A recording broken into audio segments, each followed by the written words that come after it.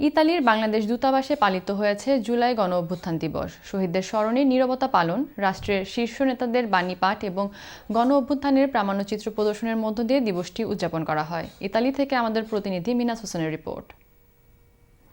যথাযোগ্য মর্যাদা ও ভাবগম্ভীর পরিবেশে ইতালিতে অবস্থিত বাংলাদেশ দূতাবাসে জুলাই গণ-অভ্যুত্থান দিবস পালিত হয়েছে। দিনটি উপলক্ষে দূতাবাস প্রাঙ্গণে এক বিশেষ আলোচনা ও স্মরণ সভার আয়োজন করা হয়।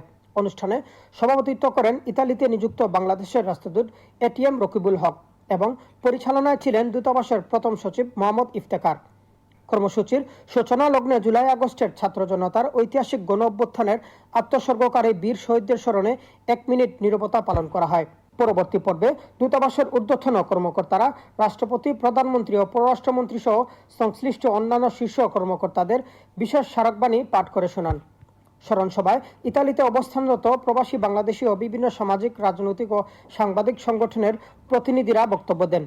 বক্তারা দূর প্রবাসে থেকেও মাতৃভূমির স্বৈরাচার বিরোধী আন্দোলনে নিজেদের সক্রিয় সংহতি ও অবদানের স্মৃতি তুলে ধরেন। সভাপতির বক্তব্যে রাষ্ট্রদূত এটিএম রকিবুল হক জুলাই আগস্টের সকল শহীদদের প্রতি গভীর শ্রদ্ধা ও আত্মত্যাগের স্বীকৃতি জানান। দেশের প্রতিটি গণতান্ত্রিক সংগ্রাম ও সংকটে প্রবাসী বাংলাদেশিদের সাহসী ও অগ্রণী ভূমিকার ভূয়সী প্রশংসা করেন। জুলাই গণ-অভ্যুত্থানের মূল লক্ষ্য ছিল বৈষম্যমূলক ফ্যাসিবাদী ব্যবস্থার বিলোপ, গণতন্ত্র পুনঃপ্রতিষ্ঠা এবং জনগণের ক্ষমতায়ন সুনিশ্চিত করার মাধ্যমে ন্যায়ভিত্তিক এবং একটি মানবিক বাংলাদেশ প্রতিষ্ঠা করা। অনুষ্ঠানে সমাপনী ধাপে ঢাকা থেকে প্রেরিত জুলাই গণ-অভ্যুত্থানের ওপর নির্মিত একটি বিশেষ প্রামাণ্যচিত্র প্রদর্শন করা হয়।